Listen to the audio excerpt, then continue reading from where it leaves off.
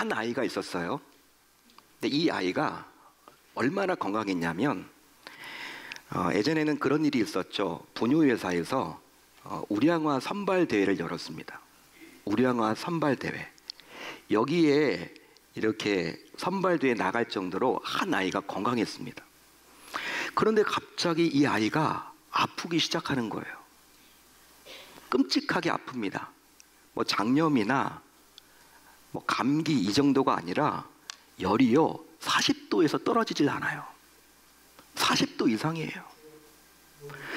여러분, 하루 이틀 정말 고열로 시달립니다. 약을 먹어도 동네 병원에서 지어서 약을 먹어봐도 별 차도가 없어요. 여러분, 경기를 합니다. 경기는 여러분 눈이 뒤집어지는 거 아닙니까? 부모는 걱정을 하죠, 당연히. 여러분, 경기를 하다 보면요 뇌가 망가지거든요. 근데 아무것도 또 먹고 마시질 않아요. 약을 먹지도 못하고 다 뱉어냅니다. 동료병원에서도 어떻게 손을 쓸 수가 없어서 어떻게 했느냐, 종합병원으로 이제 옮겼어요. 종합병원에 입원을 해서 몇 날 며칠 검사를 합니다. 의료진이 피검사를 비롯해서 여러 가지 검사를 했는데도 불구하고 원인을 발견하지 못해요. 진단이 안 되는 겁니다. 어떤 병인지 정확하게 진단이 돼야지만 나을 수 있는데 진단 자체가 어려운 희귀병 판정을 받게 된 거예요. 여러분, 병원에 있는 시간 동안 이 아이는 점점 악화가 되는 거예요. 하루에도 몇 번씩 경기를 합니다. 그 엄마 아빠는요 이 아이를 안고 울어요. 어떻게 하면 좋을까? 어떻게 하면 좋을까? 속이 다 타들어가는 거죠. 나중에 이 병원에서는요 의료진들이 혹시 선생님 이 아이 미국에 데려가면 살 수 있을지 모르겠습니다 라고 이야기를 합니다. 이 말은 어떤 말이에요? 이제 우리 병원에서는 해줄 것이 없습니다. 여러분, 우회적으로 표현한 말입니다. 미국에 가면 나을지도 모르겠습니다. 낫는다라는 보장도 아니죠. 여러분, 그런 이야기를 듣고 믿음이 좋았던 이 아이의 할머니는요 여러분, 병원에서 더 이상 해줄 수 있다는 것이 아무도 없다라는 그 이야기를 듣고 아이를 퇴원시켰어요. 그리고 그 아이를 교회로 데려옵니다. 자기가 평상시 기도했는데 기도회 동역자들이 있었거든요. 밤새워 기도했는데 그 기도회 동역자들을 다 불러가지고 이 아이들 기도실에 가운데 마룻바닥에 놓고 삥 둘러 앉아서 합심으로 기도합니다. 매달려 기도합니다. 살려달라고. 놀랍게도 그 기도회 동역자들이 집에도 안 가고 순서를 정해가지고 24시간을 맨날 며칠 교회에서 그 아이를 위해서 기도한 거예요. 할머님은 이 아이를 살려달라고, 하나님 이 아이를 살려주시면 이제 이 아이를 하나님께 바치겠노라고 선기도를 합니다. 하지만 당시 이 아이의 엄마는 신앙이 강하지 못했어요. 약했어요.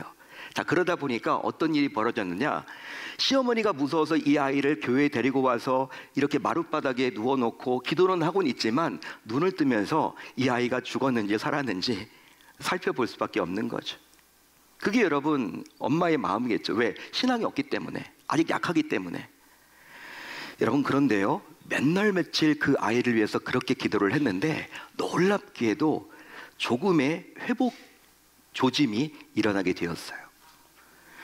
놀랍게도 이 아이, 그렇게 병원에서 치료를 해도 낫지 않았던, 떨어지지 않았던 이 열이요 여러분 39도, 38도, 37도 떨어져 가지고 정상이 된 거예요. 어느 순간.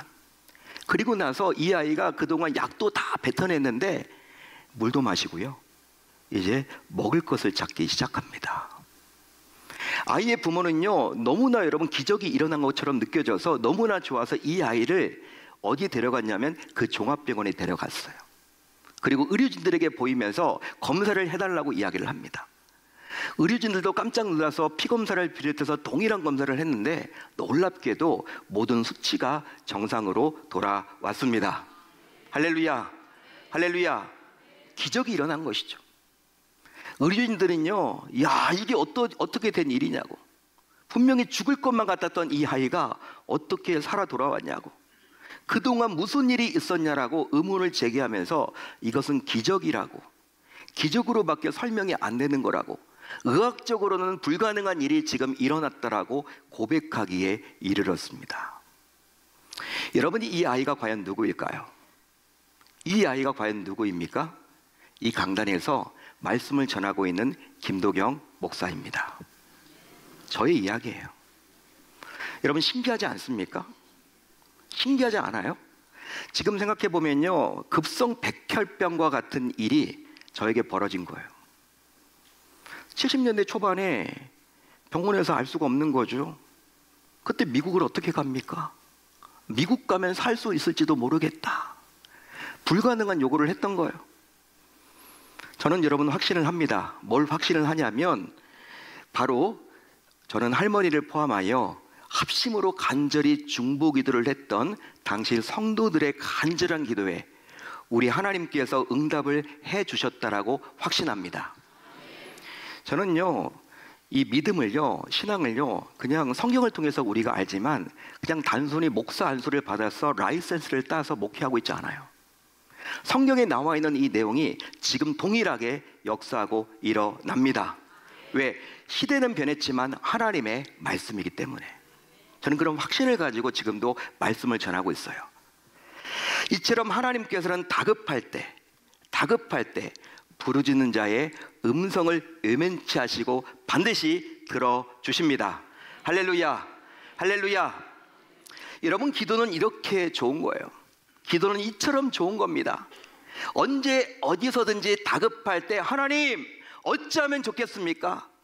어찌하면 내가 좋겠습니까? 나에게 좀 자비를 베풀어 주세요. 은혜를 베풀어 주세요.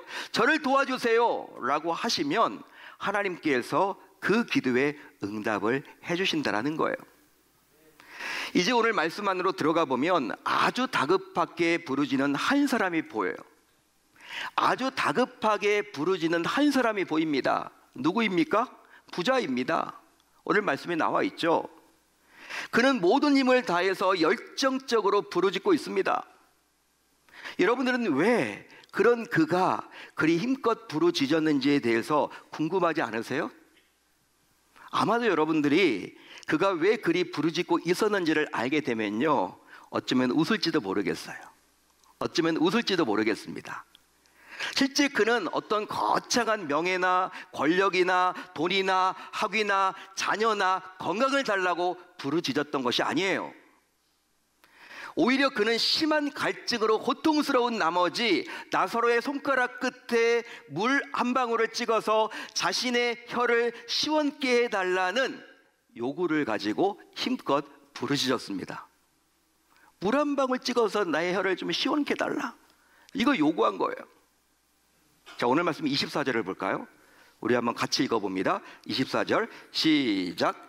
불러 이르되 아버지 아브라함이여, 나를 긍휼히 여기사 나사로를 보내어 그 손가락 끝에 물을 찍어 내 혀를 서늘하게 하소서. 내가 이 불꽃 가운데서 괴로워하나이다. 아멘. 여러분, 이 구절을 보시면 불러 이르되, 우리나라 개역개정 성경에는 불러 이르되 좀 와닿지가 않습니다. 이게 어떤 의미일까? 헬러 원어를 보게 되면 어떤 의미냐면 외쳐서 말하기를, 애절하게 울부짖어 말하기를, 부르짖어 말하기를, 이런 뜻이에요. 그러니까 우리나라 성경을 보게 되면요, 이게 와닿지가 않아요. 원어를 보시면요, 지금 이 부자가 부르짖었다라는 거예요. 부르짖었다. 간절함을 가지고, 애절한 마음을 가지고 부르짖었다라는 거예요. 여러분, 부자가 물 한 방울이 당시 얼마나 다급하고 간절했으면 이토록 애원하며 간청했단 말입니까? 실제로 아무리 악한 자라도 이런 부자의 부르짖음을 외면치는 않겠죠. 아무리 악한 자라고 해도. 그 이유가 바로 무엇입니까? 그 이유는 바로 그 간청은 그다지 들어주기가 힘든 것이 아니기 때문이에요. 어떤 사람이 여러분들에게 와가지고 물 한 방울 달라고 하면 여러분 물 한 방울 줄 것 같아요? 안 줄 것 같아요? 저는 물을 사줄 것 같아요. 예? 저는 물을 사줄 것 같으니까. 이건 여러분 우리가 다 할 수 있는 일이에요. 쉬운 일입니다. 아무리 그 사람이 못된 사람이라도 물 한 방울 달라고 하는데 여러분 사줄 수 있지 않을까요? 나에게 뭐 거창한 거 요구한 거 아니잖아요. 실제 이런 부자의 요구에 사람도 그리 손쉽게 들어줄 텐데 여러분, 저와 여러분들 모두 할 텐데 하물며 힘들고 어려운 자들에게 관심을 가지고 긍휼을 베풀어 주시는 하나님께서 이런 부자의 요구에 들어주시지 않겠습니까? 이런 부자의 요구를 들어주지 않겠냐는 거예요, 하나님이. 하지만 이런 부자의 애타는 부르짖음에 하나님의 반응은 우리의 예상과는 너무나도 달라요. 하나님의 반응은 너무나도 싸늘했습니다.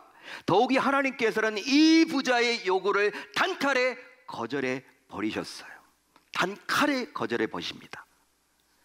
심지어 더 충격적인 것은 25절을 보면 나와요. 우리 25절을 한번 같이 읽어볼까요? 시작. 이제 그는 여기서 위로를 받고 너는 괴로움을 받느니라. 앞에 문맥과 연결해서 보면 이것은 다음과 같은 뜻인데, 내가 이 고통과 괴로움과 어려움을 당한 것은 지극히 당연하다. 네가 그렇게 뿌렸기 때문에 지금 이렇게 어려움 당하고 있는 거예요. 여러분, 하나님이 지금 이런 얘기를 하고 있는 거예요, 이 부자에게. 하나님께서는 부자에게 이처럼 말씀하사 부자의 부르짖음에 응답을 해주지 않는 이유를 분명히 밝혀주고 있죠. 여러분, 부자는 거창한 요구도 아니었고 당시 물 한 방울로 자신의 열을 적시게 해달라는 요구를 한 것뿐이에요. 그런데 이런 소박한 요구를 하나님께서는 야박하게 거절하시니 이런 하나님의 모습은 그야말로 충격 그 자체 아닌가요? 어떻게 하나님이 그럴 수가 있어? 여러분, 이렇게 따지고 싶은 마음이 들지 않으세요? 실제로 하나님께서는 평소 우리에게 부르짖으라고 명하셨잖아요. 부르짖으라며요. 성경을 보면 나와 있잖아요. 또 무엇이든지 구하기만 하면 다 들어주신다고 약속까지 해주고 있지 않나요? 그런데 왜 이 부자의 간단한 요구, 소박한 요구, 이런 요구가 어디 있습니까, 여러분? 물 한 방울, 이런 요구조차도 하나님은 그다지 야박하게 외면하셨을까? 하나님께서 들어주기 힘든 요구를 당시 부자가 부르짖었기 때문입니까?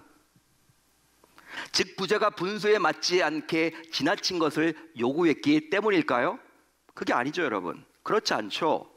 부자는 고작 물 한 방울을 요구했습니다. 한번 따라합니다. 물 한 방울. 물 한 방울. 물 한 방울. 물 한 방울. 여러분, 이것조차도 들어주지 않으면서 어떻게 하나님께서는 우리에게 부르짖으라고 말할 수 있단 말입니까? 여러분들은 이런 하나님을 보면서 어떤 생각이 과연 드세요? 그뿐만이 아니라 당시 부자가 느낄 절망감은 감히 상상할 수 없을 만큼 컸겠죠. 따라서 부자는 이 절망감에서 헤어나오기가 너무나도 힘이 들었을 거란 말이에요. 자, 그러면 왜 하나님께서는 이다지도 부자에게 냉정하게 대하셨을까요? 냉정 그 자체를 왜 이 부자에게 보이셨을까요? 만약 이런 하나님께서 나에게도 똑같이 다가오신다면 여러분들의 기분은 과연 어떠시겠습니까? 예수 믿을 마음이 납니까? 그래도 믿으실래요? 자, 그렇지만 우리는 잠시라도 하나님에 대한 오해를 가져서는 아니 됩니다.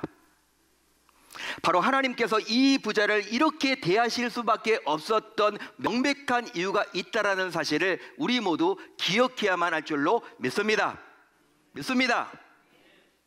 여러분, 우리가 믿고 의지하고 신뢰하는 하나님께서는 고통과 절망 속에서 허덕이는 자를 외면하시는 냉정하신 분이 결코 아니세요. 또한 부르짖으라고 명령하셨기 때문에 부르짖는 자의 음성에 반드시 응답을 해주시는 신실하신 분이십니다. 그러기에 우리는 하나님에 대한 오해를 가져서는 아니 되는 것이죠. 그런즉 하나님께서는 좋으신 우리의 아빠 아버지로서 자기 자녀의 아주 작은 신음까지도 놓치지 않으려고 지금 현재도 졸지도 또 주무시지도 않으시는 분이십니다.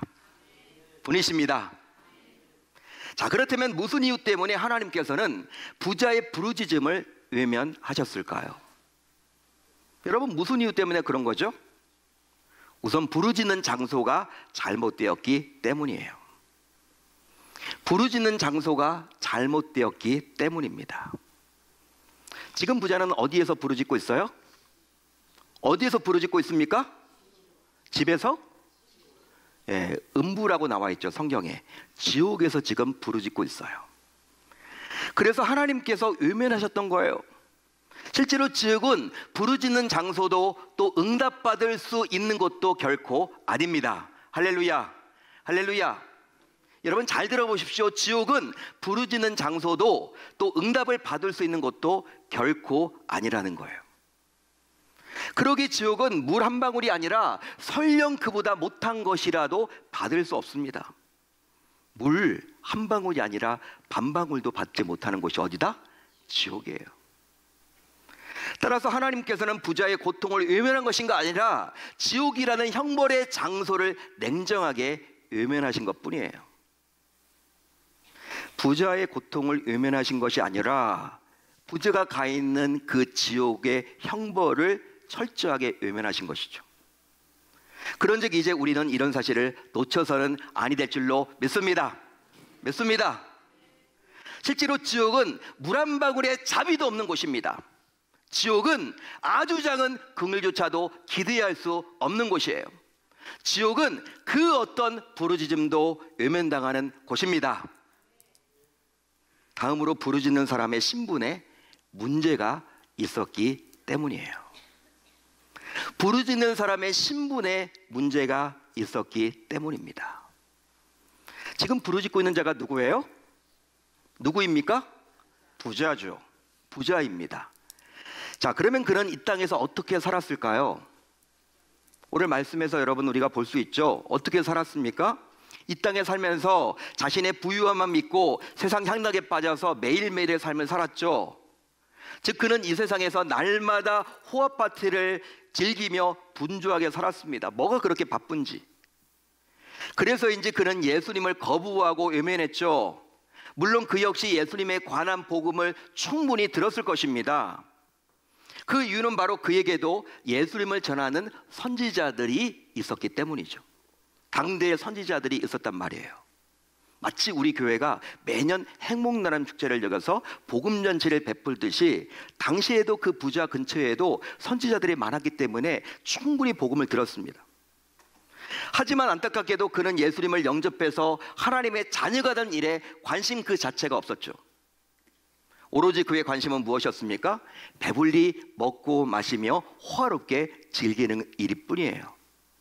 마치 우리가 집을 사고 자동차를 사고 자녀가 정말 잘 되기를 원하고 이 땅에서 잘 먹고 잘 살기를 원하는 것과 같은 것과 마찬가지로 부자 역시 그렇게 했을 거란 말이에요. 그 결과 어떤 일이 벌어졌느냐? 부자는 하나님의 자녀가 되는 기회를 놓쳐버린 채 결과적으로 이 세상을 떠나서 결국 지옥에 떨어지게 되었습니다. 그러기에 그가 하나님의 자녀라는 신분이 아니다 보니 하나님께서 그의 부르짖음에 응답해 주지 않았던 거예요. 할렐루야, 할렐루야.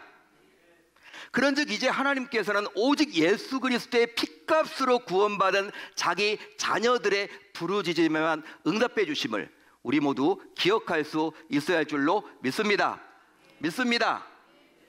여러분, 이처럼 하나님께서는 부자의 부르짖음을 외면하셨는데 지금까지 살펴본 대로 이런 두 가지 명백한 이유 때문에 그리하신 거예요. 하나님이 여러분 특별한 이유가 있어서 부자의 부르짖음에 응답해 주지 않은 거죠. 자, 그렇다면 왜 예수님께서는 이런 부자의 부르짖음에 관한 이 이야기를 후대를 살아가는 저와 여러분들에게 공개해 주셨을까요? 왜 보여주고 있을까요? 여러분, 오늘 말씀이 나와 있는 이 내용이 과연 우리에게 어떻게 다가옵니까? 우리에게 무슨 교훈을 주고 있습니까? 그 이유는 바로 천국에서는 부르짖음이 아예 필요가 없고 지옥에서는 부르짖어도 응답이 없기에 지금 이 땅에 거할 때 부르짖어야 한다고 말해주기 위함입니다. 믿으시면 아멘. 천국에서는 우리가 부르짖을 필요가 있을까요? 없어요. 하나님과 여러분 같이 하나님을 눈으로 보면서 하나님이 다 채워주시는데 부르짖지 않아도 여러분 그 행복한 곳이 어디예요? 문제가 없는 곳이 어디예요? 천국인데 부르짖을 이유가 없어. 근데 지옥에서는 부르짖어도 응답받지 못하는 곳이야. 응답받지 못하는 곳이 지옥이야. 따라서 여러분, 이 말씀을 예수님께서 우리에게 공개해 주고 있는 것은 이 땅에 살아갈 때 부르짖으라는 거예요. 따라서 지금이야말로 부르짖어야 합니다. 물론 우리가 살아가는 이 세상에서 문제없이 살아갈 수만 있다면, 어떤 문제가 없이 살아갈 수만 있다면 하나님의 자녀가 될 필요가 없다라고 당당히 이야기할 수도 있을지도 모르겠어요. 하지만 어떻습니까? 우리 삶에서 문제가 있습니까? 없습니까? 문제가 많죠. 문제가 많기 때문에, 문제가 일어나기 때문에, 감당하기 어려운 문제들이 있기 때문에 누가 필요해요? 하나님의 응답이 필요하죠. 내가 부르짖었을 때 응답을 해주셔야 되죠. 그렇기 때문에 이 하나님의 도움을 받으려면 우리 모두 우선적으로 하나님의 자녀가 되어야 하는 것이죠. 그런즉 우리 가운데 아직까지도 예수님을 내 삶의 주인으로 모시지 못한 분이 행여나 이곳에 앉아 계신다면, 교회를 10년, 20년 다녔어도, 직분은 가지고 있었어도 정말 예수님을 내 마음속에 모시지 못한 채 종교 생활만 하고 주일만 교회에 나오는 썬데이 크리스찬들이 계신다면 먼저 예수님을 영접해서 하나님의 자녀가 되어야 할 줄로 믿습니다. 인격적인 접촉이 일어나야 하는 거예요. 그분이 이끌려서 살아가야 하는 거예요. 다음으로 어떤 문제를 만나든지 하나님께 부르짖어서 해결받아야 합니다. 부르짖음은, 여러분 잘 들어보세요. 부르짖음은 이 땅에 살아가는 동안 하나님의 자녀만이 누릴 수 있는 특별한 권세예요. 특권입니다. 특권. 하나님의 자녀만이 누릴 수 있는 게 여러 가지가 있겠지만 특권. 이 여러분 부르짖는 거예요. 그래서 이제 예수님께서는 자신의 제자인 빌립의 질문에 대한 일종의 답변 형식으로 다음과 같이 말씀까지 하셨어요. 어떤 말씀을 하셨습니까? 자, 요한복음 14장 13절로 14절을 같이 읽어봅니다. 시작. 너희가 내 이름으로 무엇을 구하든지 내가 행하리니 이는 아버지로 하여금 아들로 말미암아 영광을 받으시게 하려 함이라. 내 이름으로 무엇이든지 내게 구하면 내가 행하리라. 아멘. 자, 그래서 이제 예수님의 말씀이거든요. 자, 그래서인지 이 땅에 계시는 동안 예수님은 자기에게 부르짖었던 자녀들의 간청을 외면하신 적이 없으세요. 즉, 이 땅에서 부르짖는 자녀의 필요를 채워주시고 문제를 친히 해결해 주십니다. 할렐루야. 할렐루야. 그분이 바로 오늘도 저와 여러분들이 믿고 섬기는 예수 그리스도세요. 예수 그리스도세요. 하나님이신 예수 그리스도, 그분께서 응답해 주신다라는 것이죠. 혹시 여러분들은 전능하신 나의 주 하나님은 이란 찬양 들어보셨어요? 전능하신 나의 주 하나님은 들어보셨어요? 역시 찬양대답습니다. 찬양대는 알고, 우리 성도님들은 잘 모르시는 것 같은데 우리가 많이 불렀던 찬양이에요. 모르지는 않을 거예요, 여러분들이. 근데 제가 힘들 때마다 저는 이 찬양을 불러요. 저도 여러분 사람인데 왜 힘들 때가 없겠습니까? 교회 목회자로서 왜 제가 힘든 일이 없겠습니까? 그런 일이 있을 때마다 저는요, 크게 유튜브에 들어가거나 멜론에 들어가서 이 음악을 틀어놓고 듣습니다. 그걸 따라 불러요. 가사가 참 은혜가 되기 때문에 제가 여러분들에게 좀 소개를 해드리려고 그래요. 잘 들어보시면 좋을 것 같아요. 찬양의 가사를 보면 전능하신 나의 주 하나님은 능치 못하실 일 전혀 없네. 우리의 모든 간구도, 우리의 모든 생각도, 우리의 모든 꿈과 모든 소망도, 신실하신 나의 주 하나님은 우리의 모든 괴로움 바꿀 수 있네. 불가능한 일을 행하시고 죽은 자를 일으키시니 그를 이길 자 아무도 없네. 참으로 마음에 와닿고 은혜가 되는 찬양 가사예요. 자, 그런데 이 찬양의 가사처럼 우리의 모든 간구에, 우리의 모든 부르짖음에 하나님의 응답을 기대하려면 우선 그 능치 못하실 일 없으신 하나님께서 나의 주가 되어야만 합니다. 나의 주님이 되어야만 하는 것입니다. 제가 하나님께서 나의 주님이 되어야만 할 줄로 믿습니다. 믿습니다. 그렇게 함으로 이제부터 삶을 살아가며 설령 어떤 어려움을 만나더라도, 어떤 위기를 만나더라도, 어떤 고난을 만나더라도, 어떤 환난을 만나더라도 하나님께 부르짖어서 응답받는 신실한 여러분들이 모두 다 될 수 있어야 할 줄 우리 주님의 이름으로 축원합니다. 축원합니다.